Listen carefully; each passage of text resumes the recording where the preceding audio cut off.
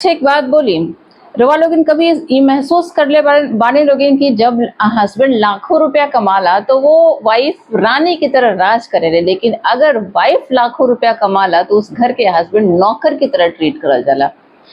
Equality के ऊपर बात करल बहुत आसान बाटे। मतलब अगर लोग 10 चीज मर्दों के ऊपर कह देला कि वाइफ के हाथ पसारे के पड़ेला, गिड़गिड़ाए के पड़ेला। एक बहुत बड़ी कंटेंट क्रिएटर के हम वीडियो देखनी है जेकरा में उ बोल रहल बड़ी 1.8 सब्सक्राइबर वाली वो औरत जो हस्बैंड वाइफ और शायद सास या माँ लोग वीडियो बनावेला मिलके, हस्बैंड वाइफ के कंटेंट रहेला उ लोग पे। वो आके कह रहल बड़ी कि जब औरतें 10-10 रुपए के लिए अपने हस्बैंड से हाथ फैलाती हैं और गिड़गिड़ाती हैं तो मुझे बहुत खराब लगता है। तो आप लोग बिजनेस करिए, कुछ करिए अपना और मुझे डीएम करिए, मैं आपके बिजनेस को प्रमोट करूंगी, प्रमोशन करूंगी फ्री ऑफ कॉस्ट। तो कुछ भी फ्री ऑफ कॉस्ट ना होला मैडम। लोग आप रहुआ के आके सब्सक्राइब करी, रहुआ कमेंट बढ़ी, रहो लाइक बढ़ी, रीच बढ़ी, तो एफबीए से ही रहुआ के उठा उठा के बोनस दी।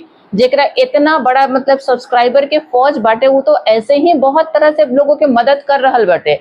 हमरा लागत है कि समझाए के ये तरीका होके चाहिए कि रहुआ इंडिपेंडेंट बनी, अपना फाइनेंशियली हस्बैंड के सपोर्ट करी या 2 पैसा कमाई तो रहुआ खतरा जरूरी बाटे।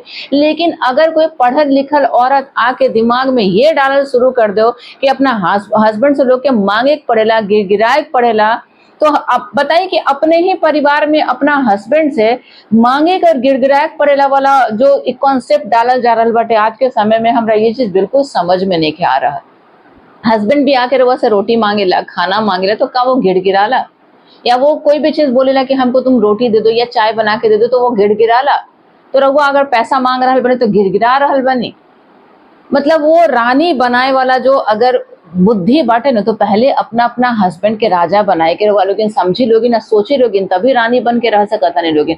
हम अपना घर में अपना क्लोज वन के देख ले बानी, बहुत पैसा कमाए वाली औरतें अपना हस्बैंड के नौकर जैसा ट्रीट करेला लोग। मतलब कहीं भी जाए के बाटे तो हमरा पूछल बतावल जरूरी ही नहीं के, ठीक बा पूछे के नहीं के भैया अपन रहुआ इंडिपेंडेंट लाइफ बाटे, रहुआ जितना घूमे के बा नाचे के बा रहुआ घूमी नाची, अलग बात बाटे। लेकिन अगर हस्बैंड लाखों रुपया कमा रहल बाटे तो घर के दशा, वाइफ के दशा, बच्चा के दशा, परिवार के दशा अलग रहेला। लेकिन जब वाइफ कमाए लागेला ना तो हस्बैंड के दुर्दशा हो जाला। और ये 100% सच बात बाटे कि अगर वाइफ औरतों के पास पावर और पैसा जैसे ही आ जाला और हस्बैंड के, क्योंकि लोगों के दिमाग में ये बन चुकल बाटे कि काम कईल और कमाइल हस्बैंड के ही काम बाटे।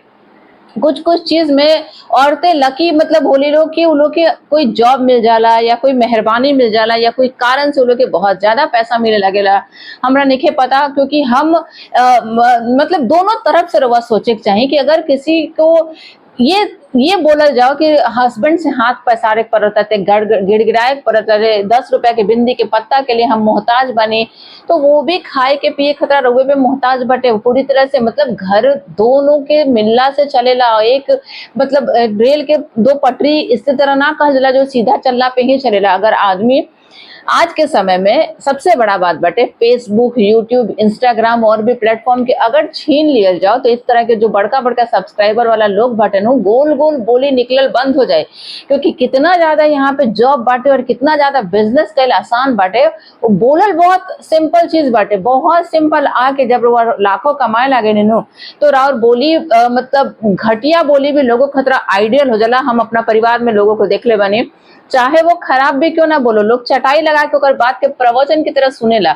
और वो कितना भी बढ़िया बात क्यों ना बोली, लेकिन अगर आप पॉपुलर नहीं खी तो राउर बात के लोग आई गई कर देला। हमरा मतलब समझ में ना आवेला कि अगर आप हस्बैंड के बोल रहे बनी कि मुझे सूट दिला दो या मुझे लिपस्टिक चाहिए या फिर घर में ये चीजें खत्म हो गई हैं, तो गिड़गिड़ाए वाला कौन सा मैटर बटे एकरा में।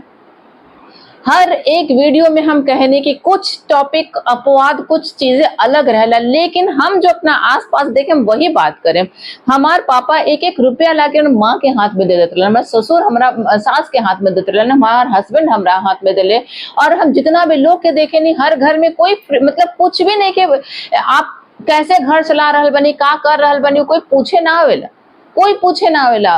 मतलब अब उसमें सोचो कोई कि गिड़गिड़ाए पड़ता हमरा, या कुछ औरतों की गिड़गिड़ाए पड़त हुई, तो आप ये तरीके से समझाएं कि आपको इंडिपेंडेंट होना जरूरी है, आप फाइनेंशियली अपने आप को स्ट्रांग करिए, आप अपने हस्बैंड की हेल्प करिए, महंगाई है, 2 आदमी का कमाना जरूरी है। ये कौन सा तरीका है कि हस्बैंड के सामने गिड़गिड़ाना पड़ता है 10-10 रुपया के लिए, 5 रुपया की बिंदी के पत्ते के लिए। तो अगर यूट्यूब हटा दिया जाए मैडम, तो गिड़गिड़ाना पड़ता है या क्या करना पड़ता है? बोलना बहुत आसान है।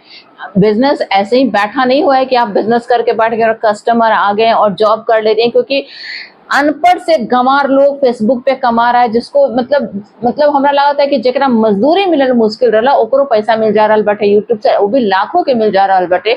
और हम एक सेंसिबल बात करें नहीं, अच्छा बात करें नहीं, बढ़िया टॉपिक पे वीडियो बनावे नहीं, तो हम अगर घटिया टॉपिक उठा ली, नॉनवेज खाए वाला उठा ली, चपर चपर करके खाए वाला, देखिए ये क्या कर रही हैं, तो वो क्या कर रही हैं, एक मटन और चिकन पे 4 दिन के वीडियो बनाए लगी और पूरा यहाँ तक लभेर के खाए लगी, तो शायद हमार जो सब्सक्राइबर बाटे ओकर संख्या बहुत ज्यादा बढ़ जाए। लेकिन जिंदगी में हर कुछ पैसा ही ना होला, सही बात और सही संदेश भी पहुंचावल बहुत बड़ा जरूरी बाटे।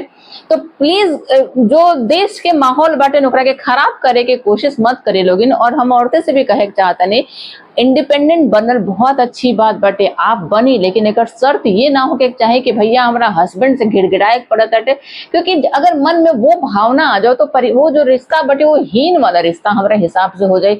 अगर कोई चीज में अगर झिझक आ जाओ परिवार में हस्बैंड से और हस्बैंड के रउआ से, तो वो बिल्कुल चले वाला नहीं कि। तो इस तरह के फालतू जो सो कॉल्ड इन्फ्लुएंस करे वाला लोग बाटे ओकरा से प्लीज दूरी रखी लोगिन, वीडियो देखे लोगिन, लाइक करे लोगिन, कमेंट करे लोगिन, ये लोग लाखों पैसा छापे दे लोगिन, लेकिन ये जो गंदा मानसिकता बाटे ना अपना परिवार में हावी होके बिल्कुल ना देवे के चाहिए। हमरा हिसाब से पैसा बिल्कुल कमाए लोगिन, जब ये जरिया बाटे यूट्यूब हो को, FB हो को, अचार पापड़ हो को, अगर वह कर सकत नहीं तो प्लीज करी।